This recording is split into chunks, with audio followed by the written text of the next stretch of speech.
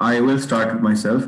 So probably, I think so. We did discuss the basics, such as the string manipulation and the array manipulation. Okay. Did we start our discussion with functions, event handling? Did we discuss event handling? No, sir. Okay, no. Now listen carefully. I'm recording this lecture and I'll share this with you as well. So let's say one of the most important feature of object-oriented programming language is our events. Now, basically, what are events? Okay, you can hear me clearly, right? All of you? Yes, sir. Okay, yeah. Events basically are what? Events are, for example, when you go to Instagram, when you go to Facebook, and you click on the like button or whatever procedure you perform, basically you're triggering an event. When you load an application, when you close an application, when you open a page, close a page, click over an image, we'll discuss all that today. So let's say I will just create a very basic function today. Because functions are related to event handling, they are related. When you make a function, you have to type function. F has to be small, not capital. There's a certain rules you have to follow. Okay, you can name the function as whatever you may want to, but when you name a function, don't start naming it with a number. It should always start with a letter. So I can name a function, let's say as call me, okay, but I'll not name it as to call me or whatever. Then your function basically has a code block. Okay, we basically call this the code block. Over here, I'll have all my whatever code I want to type it in. Okay, so I'll just have a very simple thing. I'll have an alert statement, not a very complicated one today. And this alert statement will say is, let's say, hi. Right. Now, as you can see, if I run this script, I don't get any output. You see, I don't get any output. The reason why I'm not getting any output is because the function is not being called. This is not just an alert statement. The alert statement resides within a function's code block. Now, you have to basically call the function somewhere. You have to trigger the function. There are different ways. One of the very basic ways that when you are loading the web page, on load, you can say that on load, while I'm loading it, I would want to call me. So now if I run this, what happens is the alert is appearing. The reason why alert is appearing now is because I am calling an event. I'm calling the function. So the event over here is what? The loading of a page is an event. So I will, as I proceed further today, I will just note down, I'll place them in one particular, so that I can share it with you. Okay. Yeah. So the first thing we have discussed today is the on load. Okay. Event handling through functions in JavaScript.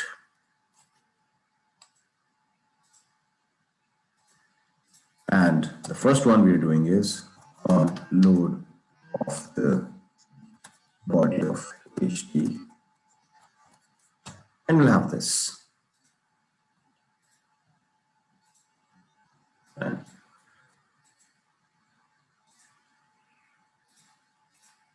then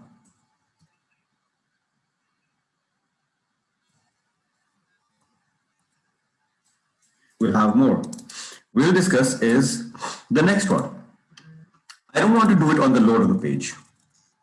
I will use something different. I will say, let's talk about this. Document.write, and I write over here is, okay.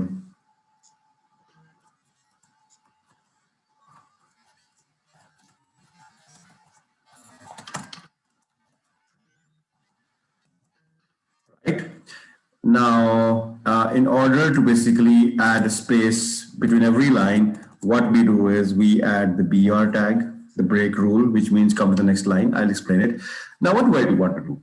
I want to do is, I want to call it through the set interval. Now, remember we discussed methods in string manipulation. We talked about um, index of, last index of, substring, so on and so. And we did talk about camel case. Remember what was camel case? Alina, beta, do you remember what was camel case?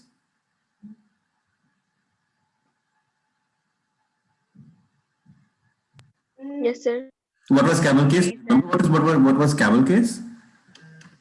So when the first letter of a word is small and the preceding Excellent. ones are Very well done. Very well done. So you can see over here is this is not a camel case because set is a different word. This and interval is different. So the I basically has to be capital. So if I make I capital, see the color will change. See, once the color changes, this basically means that I have defined the correct method in JavaScripting. So the changing in the color basically helps me to determine whether it's right or wrong.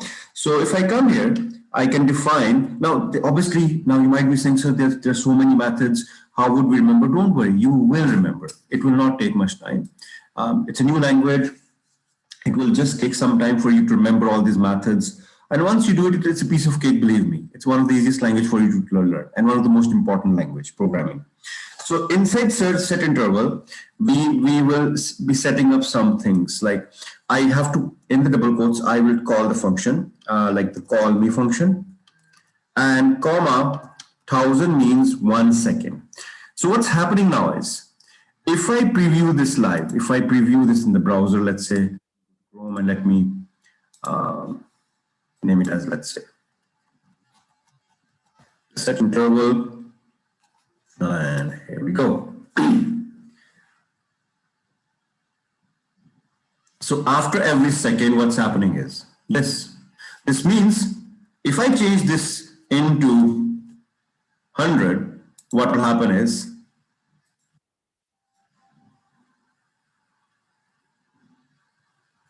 so after every millisecond, this is triggering.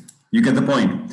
So what happens is that it sets an interval that you have to call the function, you have to trigger the function after every 1 millisecond or 1 second. 2000 will mean 2 seconds. So this is another event we have talked about. So the second event is this one. I'll paste it here as well. Okay, so calling a function through an event method known as set interval. Here we go. So we have that over here. The reason why I'm doing this right now with you is because after some time, I like you to practice this as well. Okay. So our online class is not just that I've done, you listen. No, you need to practice this. If you don't practice it, you will forget it. So it has to be this way. Okay, it has to be this way. Right. Anyone has any question right now? Noor, Fatma, Lena, anyone? No, sir.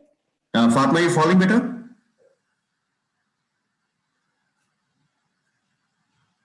Sir? Yeah, I'm saying following, any problem?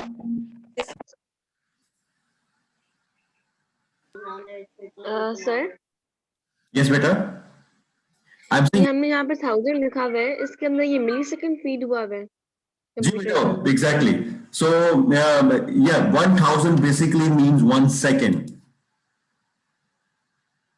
So if you keep on reducing it, it becomes to millisecond. And if I make it 10, I don't know what 10 will be. Let's what is less than a millisecond?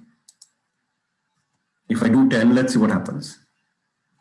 I don't know. I don't exactly know the term. Oops, see, it's going really fast. I can't even catch it. I just can't catch it. It's going pretty fast. So yes, this is what it means. You get the point. Okay. Yes, sir. Now this was set interval. So what I'm trying to emphasize in today's lecture is that functions have to be triggered through an event. This is what functions basically are. Now this is what makes JavaScripting an object-oriented programming language. You know what is meant by object? I just created an object. When we say I made a function by the name of call me, I actually created an object that will be doing something. So you can think of any particular functionality that you may want to invent. Okay, so whatever you may want to do, you can do it. You can make a function of your own that can do anything. This obviously depends on your requirement. What I'll do now is, instead of set interval, let's do something. Let me just save it as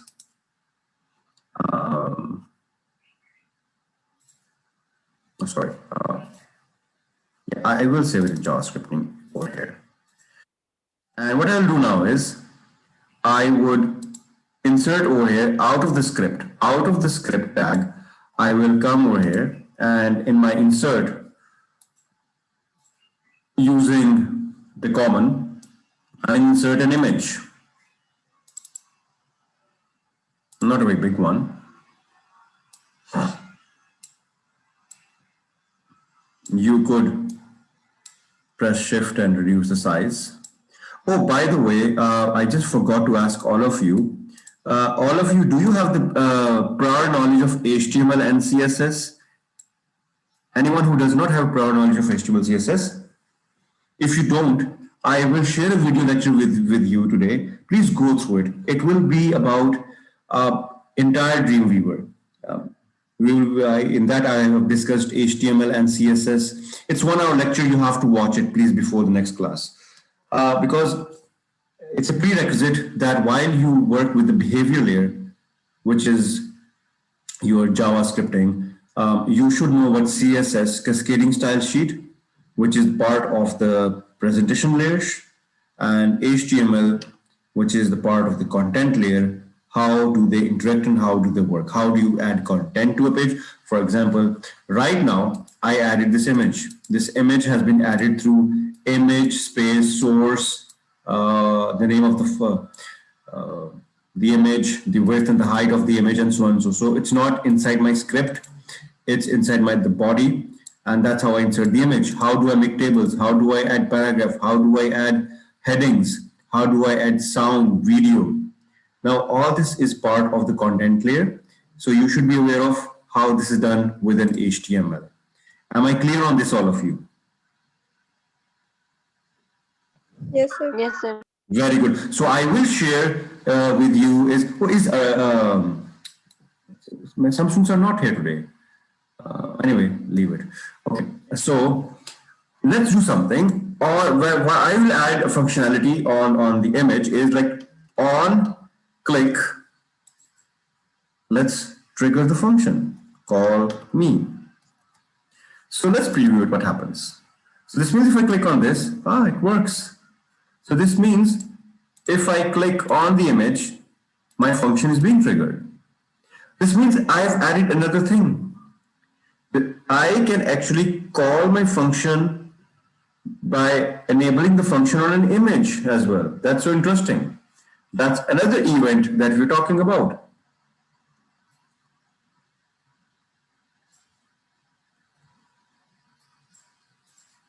So, calling a function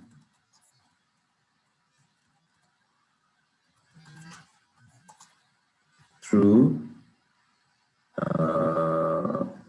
an image photo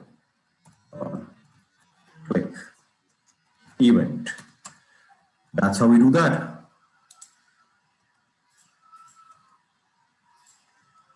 We may further want to do is, I'll just show you that as well. We may further want to calling a function through a button. How? Obviously, I have to create a button. So what I'll do is, I'll just delete this image and I'll make a button. So what I'll do is, input type is button. Value means what you want to appear on the button. Click. And on click, call me should appear.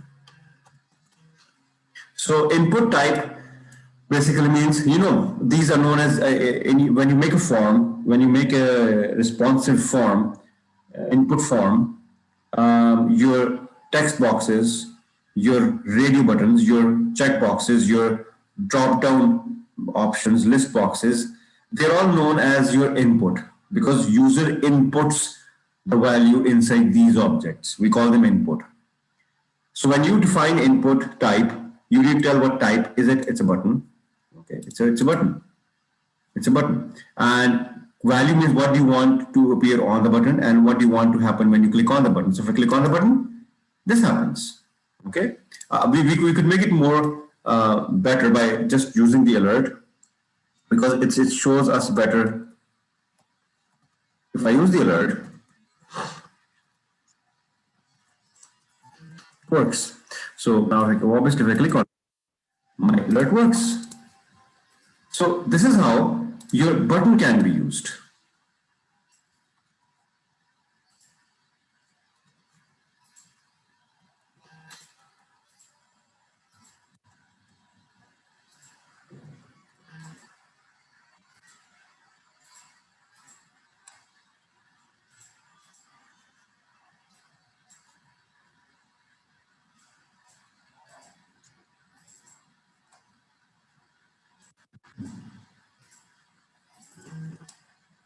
While I'm doing this, any question? Seems to be easy right now. And all of you?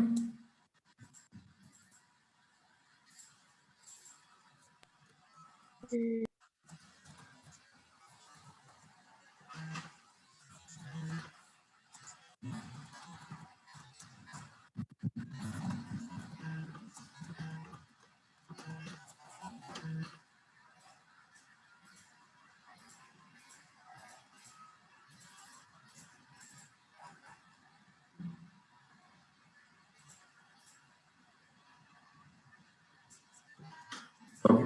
Next. So we have this still here. So I made the button. What else can we do? We could obviously do various things, but I'm not discussing it all over again, all that. Okay, one more topic, then I can stop and then you can practice in the later time, right? Any question? Can I discuss the last thing? Then I can stop after that. Since no one is asking, I'll continue. I want to discuss with you is one of the basic loop today, which is the for loop. We will continue with the discussion of for loop, inshallah, tomorrow morning. Okay, inshallah at 8 o'clock. So, but I'll just discuss basically just a base today. So if I have variable a is equals to 0, I could use the for. I could say variable a, sorry, not variable, I could simply say a is equals to 0, a is less than equals to 10, a is equals to a plus 1. The for loop has its own code block, so I have to put this, I have to put its own curly parenthesis for its own code block. And I could say over here is document dot write, and over here I could say is simply a. Now if I preview this, obviously what happens is I don't want the click thingy. So I get is this, but let me put a line in between. So I put a comma, double quotes, and the BR tag. What happens is it goes to the next line. Now let's do the dry run testing, all of you. My variable is 0 and it initializes with 0. So a loop, whenever we talk about loops, loops are basically used to loop through a particular condition, to repeat a particular steps again and again. That's the reason why we have loops. So in programming, you need to actually fetch something. You need to run a particular code repeatedly. That's why you need to know what loops actually are. I will demonstrate more examples of for loop, inshallah, tomorrow. So if your loops all obviously do have what? They have initialization. They initialize with a particular value. Your loop will basically have a condition. Okay, that's a condition. A is less than equal 10. And they have as an increment or a decrement. Okay, today I'm just discussing is increment. I will not discuss decrement today. So when A is 0, it will come here and check that A is 0. So can all of you see this, or should I zoom in? Can you see this? We can Yes, see, sir. sir. Yeah, yes, because we have to discuss this. Dry run testing is what dry run testing basically means that we should first create a mental model and see that how come we're getting this output. We need to understand this. We have full understanding. So 0 is less than 10. True. The statement is true. Now, since this statement is true, it will come inside this code block and it will perform this. It will document.write, it will write A, which is 0, it will write 0. But remember something, there are two things you have to remember, very important. One is that after this, I've done is A is equals to A plus 1, which means A is equals to 0 plus 1. This means A has become 1. But this A, when it has become 1, this will not appear over here right away. First, the value of 0 will appear. That's the first thing. So this means the value of A, which has now become 1, will appear in the next loop. So now it goes back, and now it does not reinitialize. That's the second thing. It doesn't happen this way. For example, if I write over here is document.write, and if I write over here is I am out of this loop. So if I preview this now, you see I'm getting this I am out of this. Why? Because this statement will only appear when this condition is not true. Why is it appearing after 10? Why 11 is not appearing? Because when it comes to 10, it says, sorry, when it comes to 10, it says, okay, 10 is less than equal to 10. No, it's not less than, but 10 is equal to 10. So fine. 10 does get printed out. Okay. This proves the fact that the incremented value is not appearing. This proves the fact. But 1 is added to 10 afterwards. So once 1 is added to 10 afterwards, it goes back and checks, is 11 less than or equal to 10? No. Neither 11 is less than 10, neither 11 is equal to 10. So it says, oh, so this condition is not true, I am going out. It goes out. So once it's out of this, it's out. So if the loop again goes back, if it again goes back, then it will reinitialize. We will inshallah discuss nested for loop tomorrow, or we call them inner for loops tomorrow, which will be a very important lecture. Okay, I would not like anyone to miss that because it's a very important concept. So the point is, once your loop comes out, only then it will reinitialize. That's the first rule. Second is that the increment of the variable that happens, that does not affect the recent or the right coming output. It will happen in the next loop. So this is how your 0 to 10 appears using the for loop. Any question?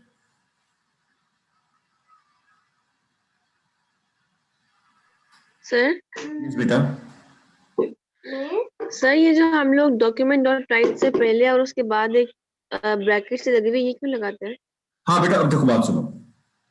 There are certain rules जो आपको cram करने पड़ेंगे, आपको याद भी हो जाएंगे. अब ये होता है डॉक्यूमेंट डॉट राइट के बाद में जो जिस तरह फॉर एग्जांपल मैं एक एक्सेल का एग्जांपल देता हूँ. एक्सेल में हम लिखते थे ना इज इक्वल्स टू सम, और सम के आगे ब्रैकेट्स होते थे. तो वो बेसिकली एक्सेल में एक फंक्शन होता था. Okay, now this basically document dot write भी वही चीज है.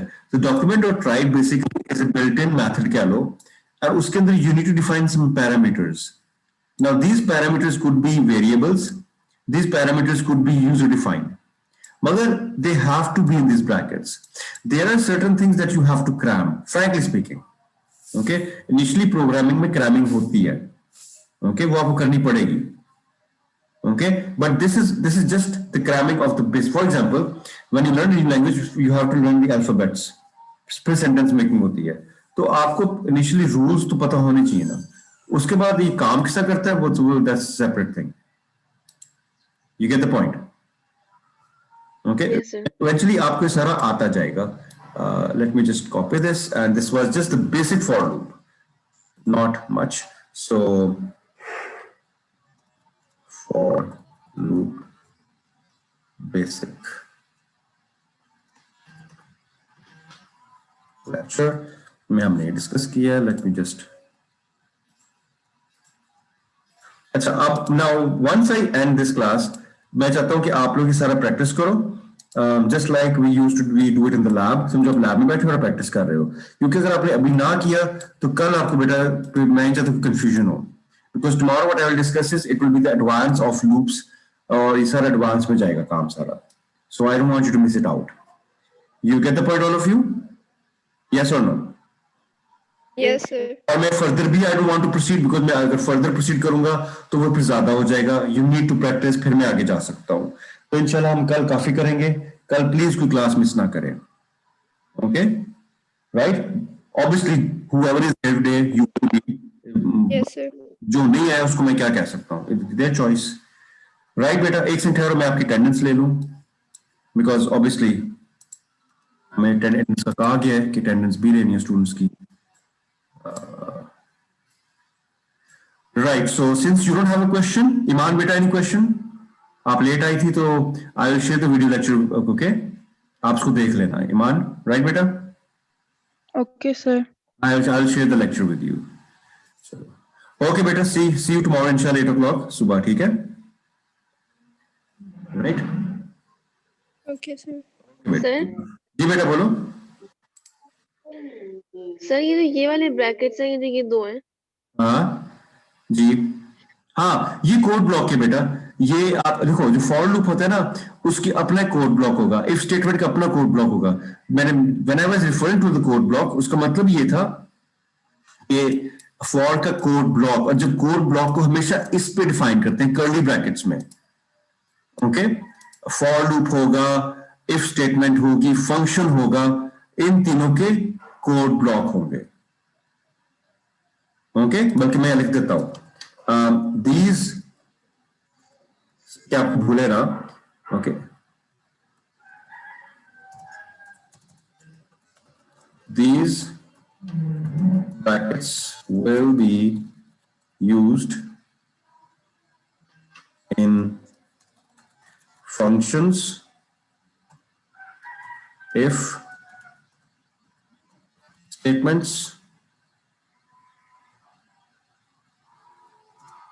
for loops, right? So ये यहाँ यूज होंगे, ओके? Within, लेकिन जी बेटा बोल। तो ये जो नीचे वाला document dot right I am out of this loop वाला जो है, ये तो इस कोड ब्लॉक से बाहर है, तो ये काम कैसे कर रहा था? यही तो बात बता रहा हूं ना, ये काम इसलिए कर रहा है क्योंकि ये फंक्शन इसके अंदर है। देखो ये स्क्रिप्ट के अंदर है, ये स्क्रिप्ट है ना, ये इसके अंदर है। इसका मतलब ये है कि when this condition is not true, when this condition is not true, तो फिर ये इससे बाहर आ जाए, तो वो इससे बाहर आके इसको प्रिंट करेगा। ये प्रिंट कब होगा? This will only be printed when this condition is not true. ये तो एक्सप्लेन करना चाह रहा हूं। ये तब प्रिंट होगा जब ये कंडीशन ट्रू है।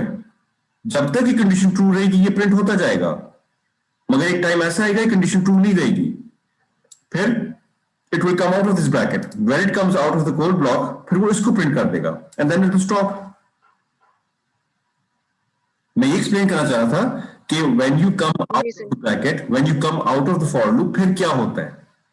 फिर ये होता है, ठीक है सर, समझ आ गई। राइट? आएगी आपको इवेंचुअली, आगे जाके जब हम इसको और आगे एडवांस करते जाएंगे, things will become more clear to you as we proceed further.